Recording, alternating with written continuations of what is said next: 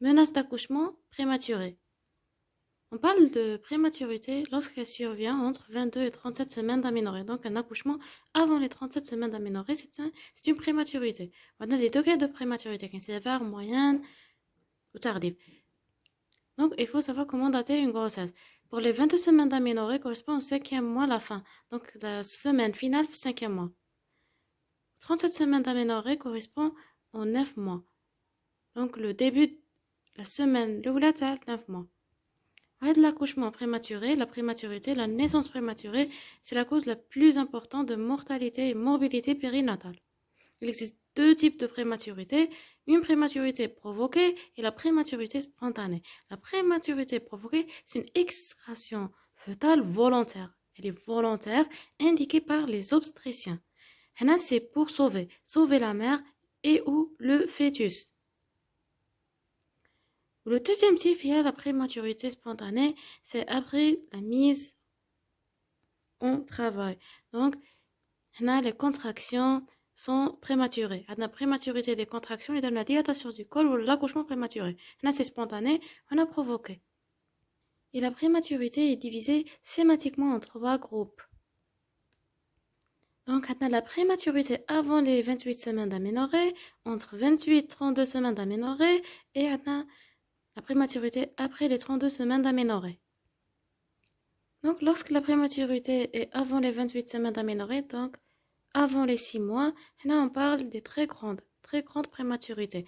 Lorsqu'elle est entre 28 et 32 semaines d'aménorrhée, donc c'est entre 6 mois et 7 mois, là c'est une grande prématurité.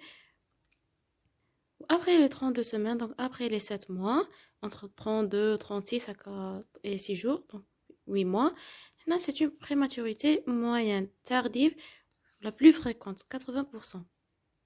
Maintenant, on passe pour le diagnostic. Rappelez-vous bien, il y en a entre 22 et 37 semaines d'aménorrhée.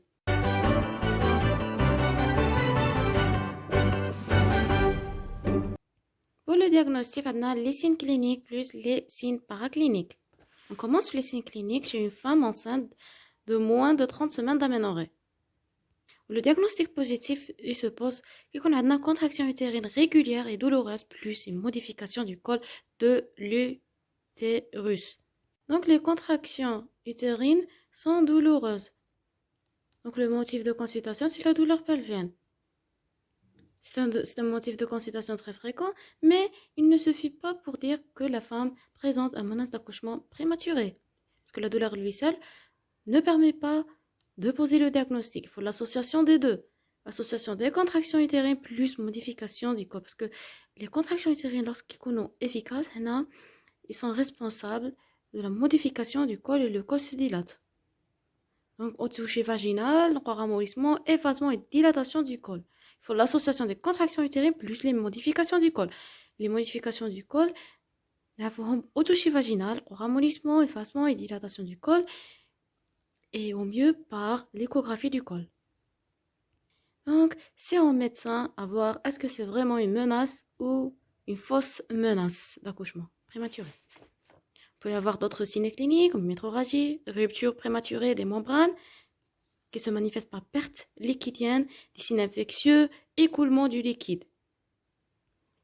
Et l'interrogatoire, on recherche des antécédents d'accouchement prématuré.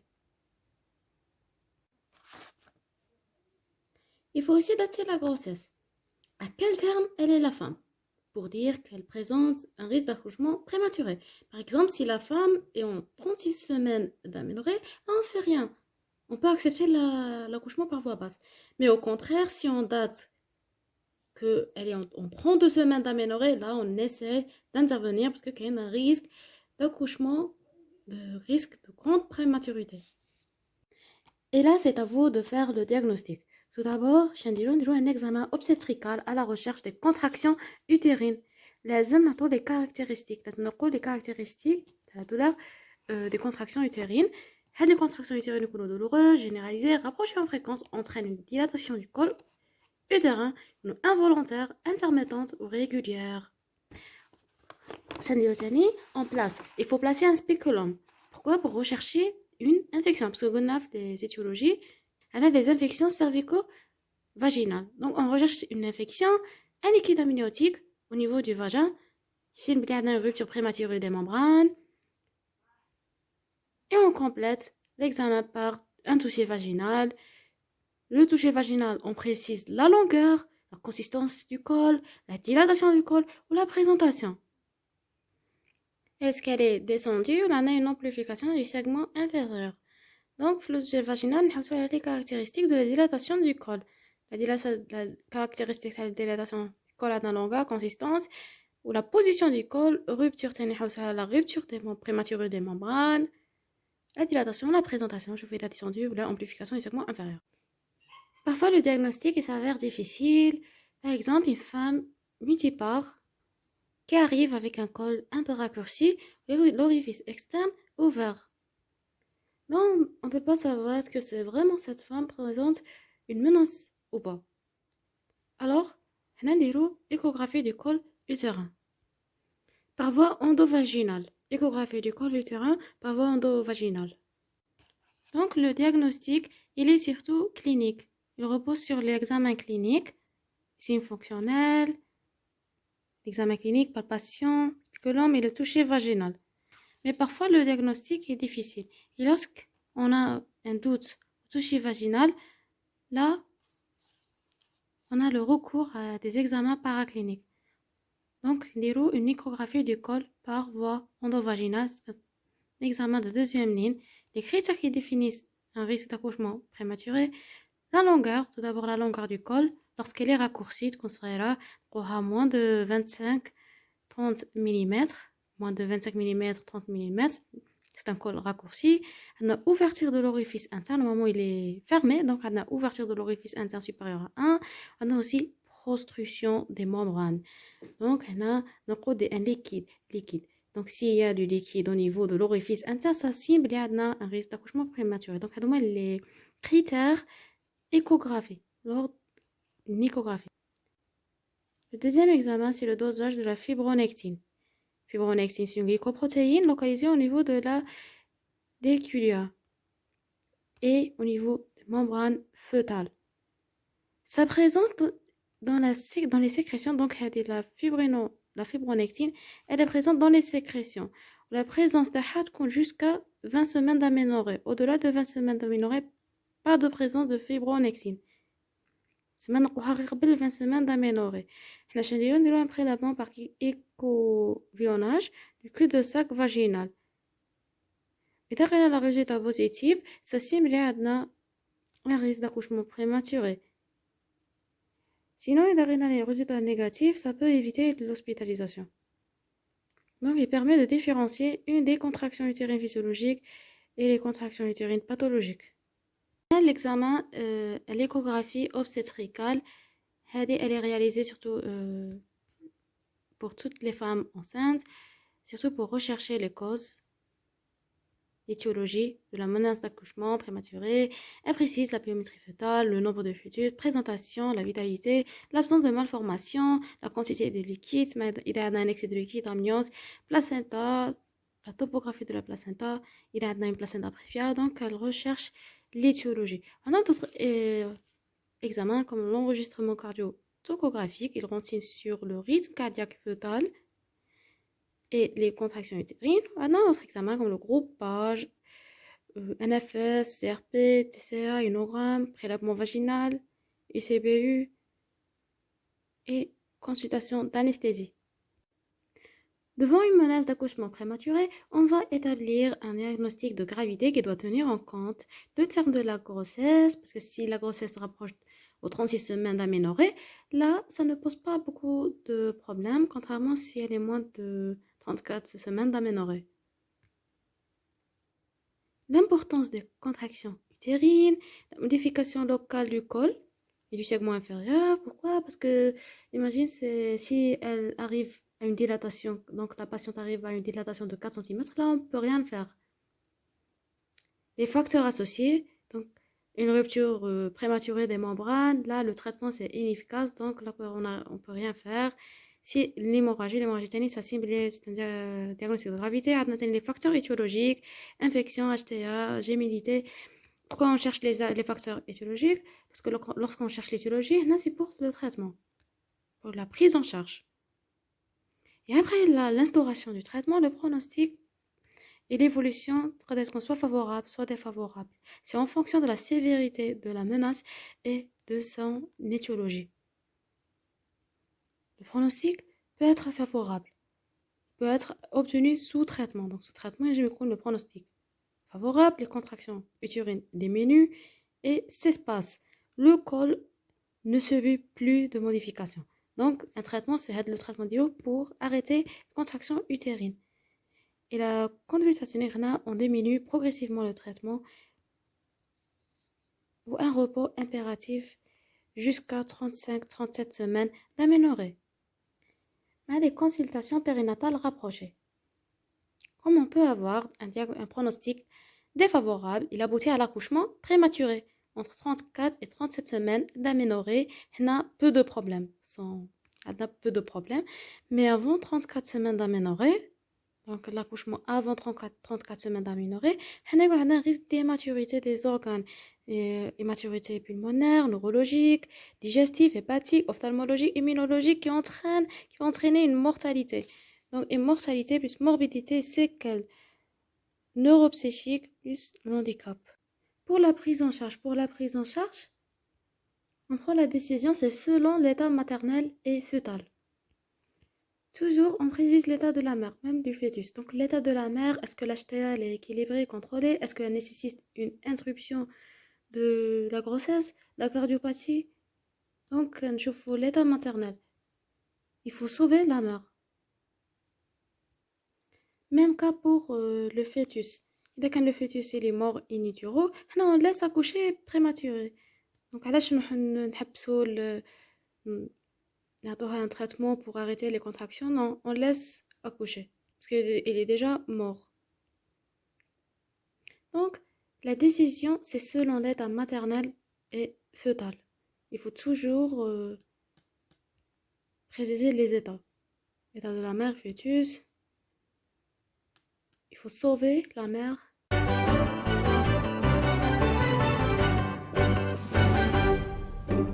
Pour les étiologies, on a des causes directes et des causes indirectes. Les causes indirectes, on a les facteurs de risque. Donc, on a des causes directes, on a des facteurs de risque. Pour les causes directes, on a des causes utérines, causes ovulaires et les causes générales. Alors, on commence par les causes utérines. On a tout d'abord les malformations utérines. On a la béance cervico-ismique. On commence par les malformations utérines. Les malformations peuvent être congénitales, mais elles peuvent être aussi acquises. Congénitales comme un utérus hypoplasique, uniforme, bicorne ou cloisonné. Donc, il y a un manque de place. Il y a un menace d'accouchement prématuré. Les malformations acquises comme un fibrome, la synéchie, donc le volume va être réduit. Diminution du volume de la cavité utérine. Maintenant, pour la béance cervico-ismique. La béance cervico-ismique, c'est un col ouvert. Cette béance cervico-ismique, donc, c'est une ouverture anormale de la partie interne du col de l'utérus lors de la gestation et source de fausses couches tardives et d'accouchement prématuré. Le diamètre il est anormalement grand du col de l'utérus. Physiologiquement, le col de l'utérus est complètement fermé. D'accord, normalement, le col il est fermé. Donc, on a le cerclage. Cerclage, c'est un traitement facile. On dit entre 15e et la 16e semaine d'aménorrhée. Cerclage du col. On le place à la fin du premier trimestre et retiré en fin de grossesse pour permettre l'accouchement. Donc, la fin de grossesse, on dit le premier trimestre, puis la fin de la grossesse, pour permettre l'accouchement. Comment on diagnostique la béance cervico-ismique? Il faut l'association des antécédents. On a antécédents des avortements tardifs et des accouchements prématurés. Ou avortement tardif, avortement précoce. La béance se trouve les étiologies des avortements tardifs et des accouchements prématurés. Ou le diagnostic déroule la deuxième phase du cycle, lors de la phase lutéale.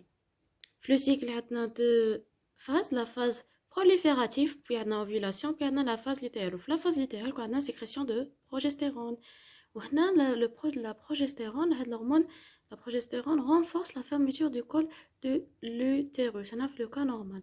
Mais lors de la béance, lors de l'ouverture anormale, quand on fait passer une tige, elle passe facilement à travers le col utérin. Et là, on peut poser le diagnostic de la béance. Un élargissement du col anormal. Et comme le traitement, c'est par le cerclage du col.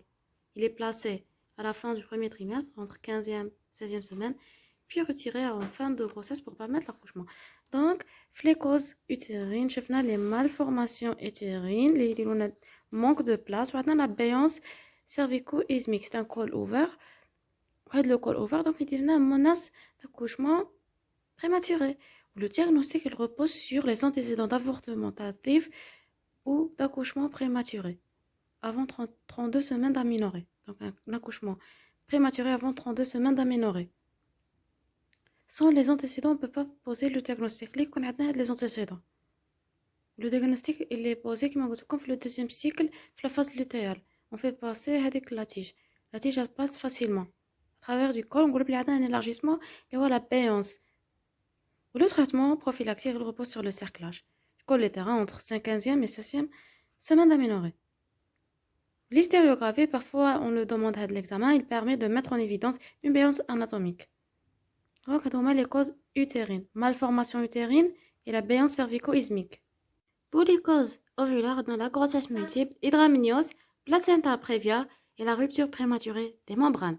Pour les causes ovulaires, maintenant pour les causes générales, on a les causes infectieuses et les pathologies maternelles. On a aussi les causes indirectes, normalement les facteurs de risque. Facteurs de risque d'accouchement prématuré. Alors on commence avec les causes infectieuses qui peuvent être responsables de la chorioamniotite. Donc une femme, lors de la grossesse, lorsqu'elle fait une fièvre, elle peut entraîner une chorioamniotite. Et la voie de contamination elle se fait soit par voie sanguine transplacentaire, ou par voie ascendante transmembranaire, ou par voie transcervicale, après une rupture prématurée des membranes. Donc, la chorioamniotite, c'est une infection de la placenta et des membranes. La chorioamniotite, c'est une infection du chorion et de l'amnios. Elle peut se faire soit par voie sanguine transplacentaire, par voie ascendante transmembranaire, ou par voie transcervicale après rupture prématurée des membranes. Donc, il peut s'agir soit d'une infection urinaire autobase, donc l'infection urinaire, c'est ce qu'on craint le plus. Donc, les bactéries passent les voies autobases urinaires, donc elles passent dans le sang les bactéries pour arriver au niveau du chorion et l'amnios. On a une chorioamniotite. Donc, c'est la transmission par voie sanguine transplacentaire. Maintenant aussi, il peut s'agir d'une infection cervico-vaginale. Là, la contamination elle est transcervicale. Voie transcervicale. Donc, les bactéries remontent par voie transcervicale, remontent vers le chorion. On a une chorioamniotite. On a aussi des infections hétérogènes. Elles sont causées par le gynécologue qui ne respecte pas les règles d'asepsie. Donc, maintenant, on a les causes directes. Les causes utérines, les causes ovulaires et les causes générales, infectieuses et maternelles. Maintenant, je vois les causes indirectes, les facteurs de risque d'accouchement prématuré. Donc, on a plusieurs facteurs de risque. Donc, on a des facteurs socio-économiques ou anthropométriques et des facteurs liés à l'histoire obstétricale des patientes. Parmi ces facteurs de risque, on a l'âge maternel en début de grossesse, inférieur à 18 ans ou la supérieur à 35 ans. Petite taille, la petite taille, moins de 1m50, 1m50.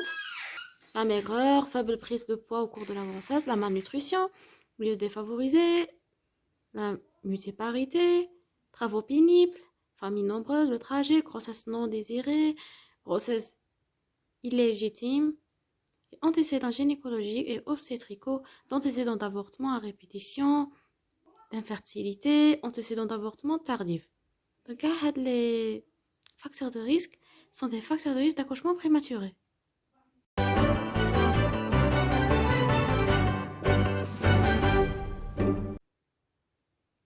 La conduite à tenir et la prise en charge des menaces d'accouchement prématuré. Donc, après le diagnostic, tout d'abord, la conduite à tenir, on évalue. Il faut évaluer la sévérité de la menace d'accouchement prématuré, l'état maternel et l'état fœtal. Parce que la décision, c'est selon l'état maternel. Le traitement, il repose sur la tocolyse. C'est lorsque l'âge gestationnel est moins de 34 semaines d'aménorrhée qu'on a un risque de complications majeures. Le pronostic est défavorable, on a la tocolyse. Alors, la tocolyse, c'est quoi? C'est l'inhibition des contractions utérines. Le but, c'est de retarder l'accouchement. Retarder l'accouchement et administration des corticoïdes.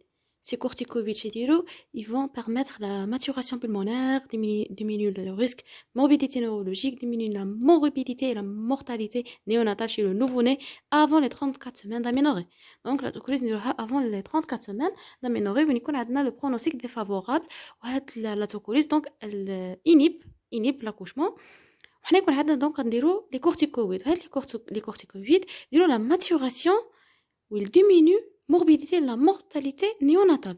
Parce que des maturations pulmonaires, neurologiques, diminuent le risque d'entérocolite et nécrosante. Mais la tocolyse a des contre-indications. Donc c'est pour ça il faut évaluer l'état maternel et l'état fœtal. Donc la décision, c'est selon l'état maternel et l'état fœtal. Tout d'abord, on commence les contre-indications de la tocolyse. On a des contre-indications absolues, on a des contre-indications relatives. On commence les contre-indications absolues fœtales. On a les malformations majeures, la souffrance fœtale aiguë, mort fœtale in utero et la chorioamniotite. Pour les contre-indications maternelles absolues, on a la prééclampsie, éclampsie, HELP syndrome, cholestase gravidique, HTA non contrôlée et les cardiopathies sévères. Pour les contre-indications relatives de la tocolyse, on a l'hémorragie maternelle, souffrance fœtale chronique, retard de croissance intra-utérine, cardiopathie, néphropathie, HTA sévère, pathologie endocrinienne, hydramniose et les malformations utérines. Donc, les pathologies contre-indiquent la tocolyse. Sinon, en absence de contre-indication, là, on doit scorer. On passe pour la deuxième étape, il y a le score. On score de la tocolyse. Il réunit plusieurs éléments, contraction utérine, l'hémorragie et l'état de col. Et on cote de 0 à 4. Le score, il évalue. Évaluation du risque d'accouchement prématuré. Donc, si le résultat est moins ou égal 3, là, c'est une menace d'accouchement. Le risque de menace d'accouchement prématuré, il est léger. Entre 4 et 5, le menace d'accouchement prématuré est modéré. Au-delà de 6 le four, la menace d'accouchement prématuré est sévère et nécessite l'hospitalisation. Maintenant, pour le traitement. Pour le traitement, il faut les méthodes. La tocolyse.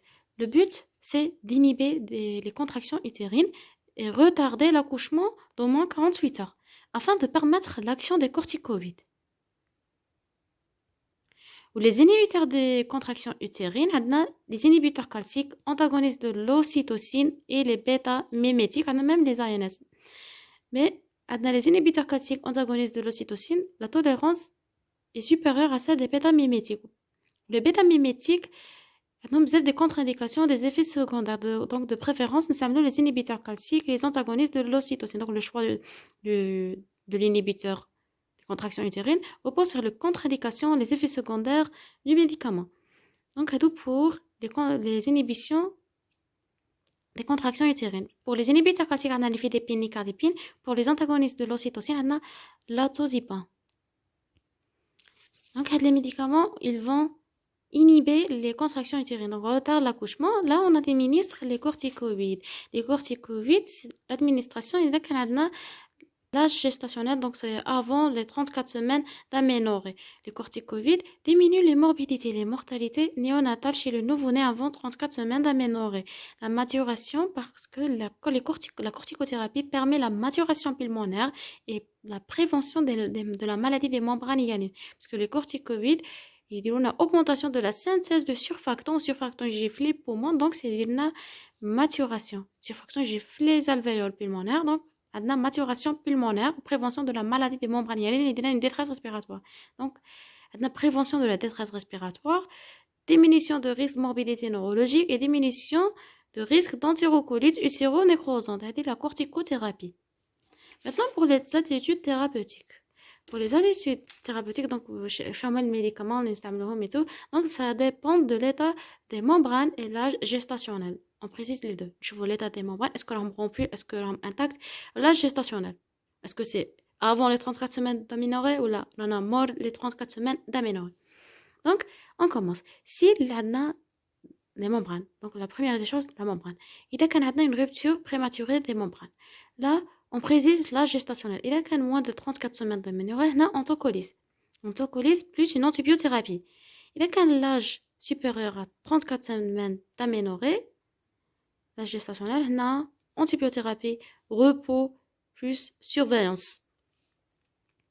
Sinon, il y a la membrane intacte, on a selon le score de la tocolyse.